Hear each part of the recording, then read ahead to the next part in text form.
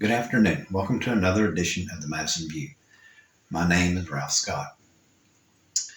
Uh, if you new to my channel, or if you want to see the rest of my videos, when you're on my page, if you tap the T, you'll see all my videos that I've done in the past. And I recommend you watch the first one because that explains exactly why I'm doing the videos and talking about the things I talk.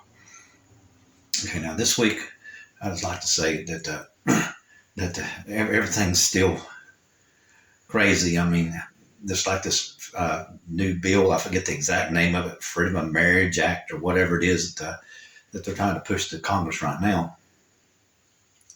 Somehow or another, Margie Green Taylor and somebody else says this somehow or another that recognizing the rights for gay people and interracial couples to have their marriage recognized in all 50 states is somehow or another an impingement upon religious freedom, or it's I forget the exact thing, your religious liberty. I think it's exactly the way it was said. But here's the thing that baffles me on that.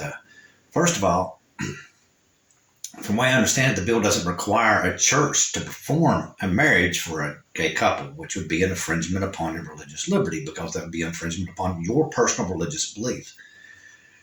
And then, second of all, it's a civil law. It's just recognizing, their rights, to the life insurance benefits or the estate or health insurance, that kind of thing. I mean, you're blowing it as usual. They're just trying to blow it up into something that's basically a bold-faced lie to scare the religious people on the right side. I mean, that's all it comes down to. They're just trying to scare them, trying to say that their religious liberty is being jeopardized. It's a violation of your individual freedom. I don't see how that is, because if it's a violation of your individual freedom, then that would make you marry a gay couple or make you get married to a gay guy. Now, that would be an infringement upon your.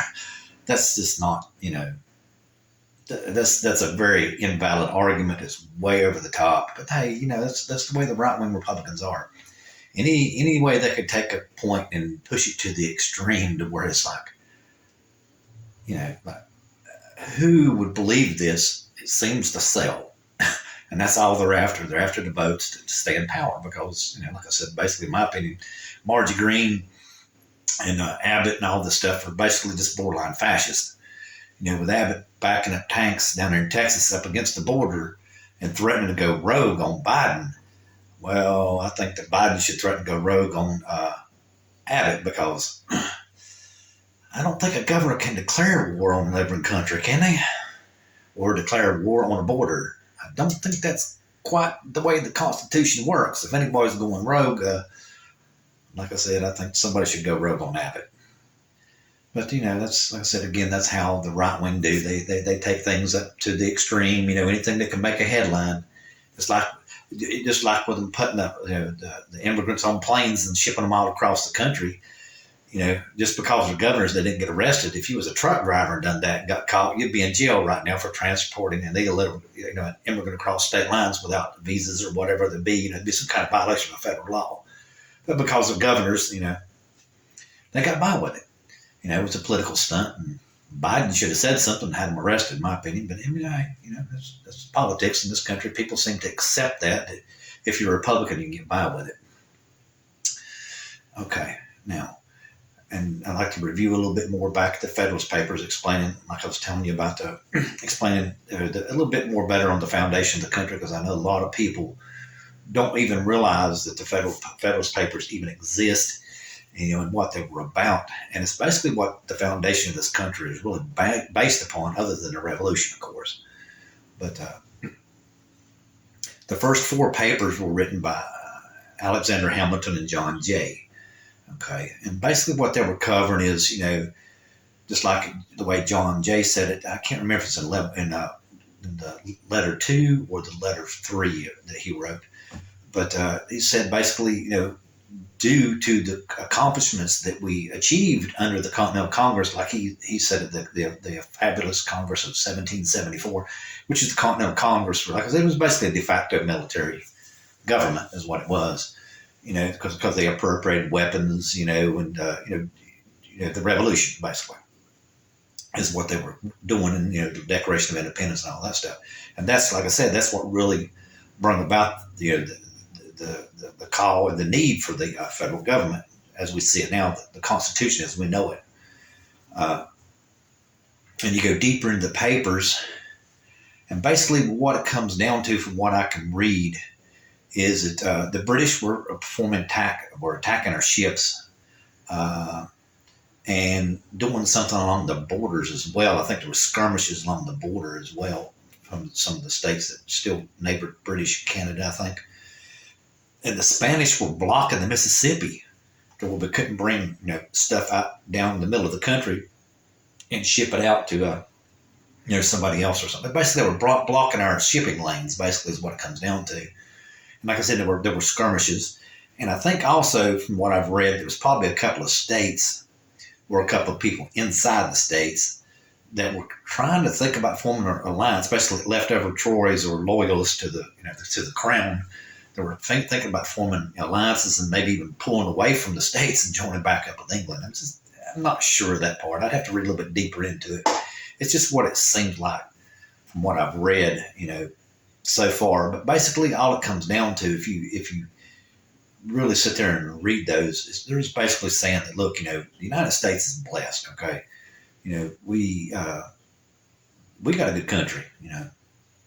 And everybody can say on the left what they can say about how the United States is the damnation of the world, or whatever you want to say. But like I've said before, without the United States, the advancements in science and medicine and God, I don't know, capitalism, which left don't like, but no telling where we'd be at in the world.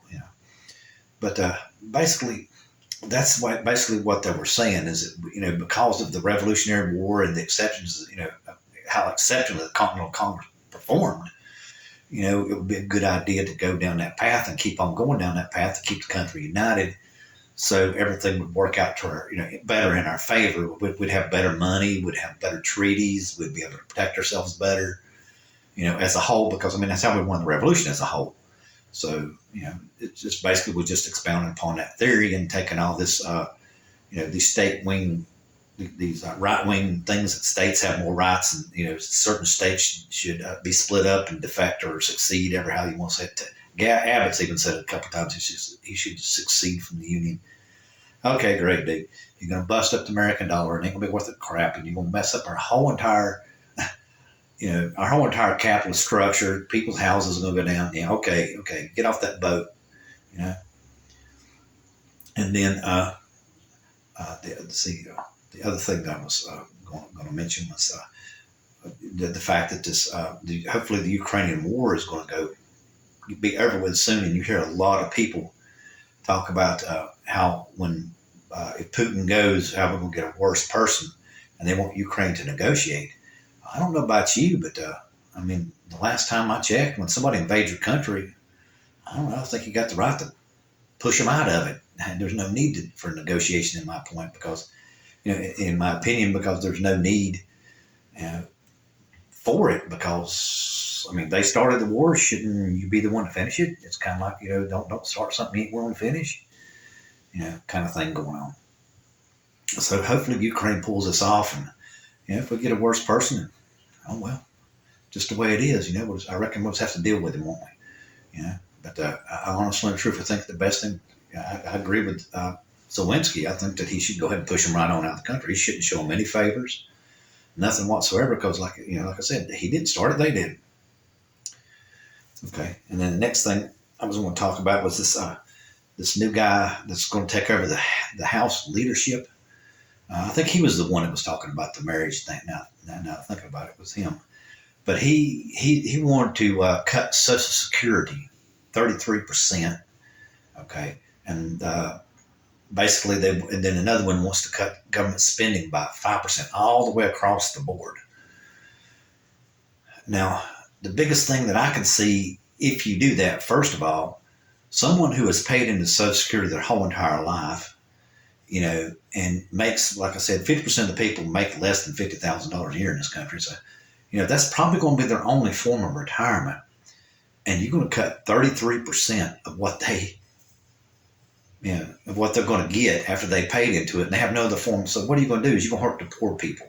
So basically, they're going around trying to say that they're after helping the working class, and then you're going to go enact an act that's going to hurt the working class more than anything that I can think of that you could do besides maybe cut off Obamacare, as everybody calls it. It's Affordable American Care Health Act, I think is how it goes down to.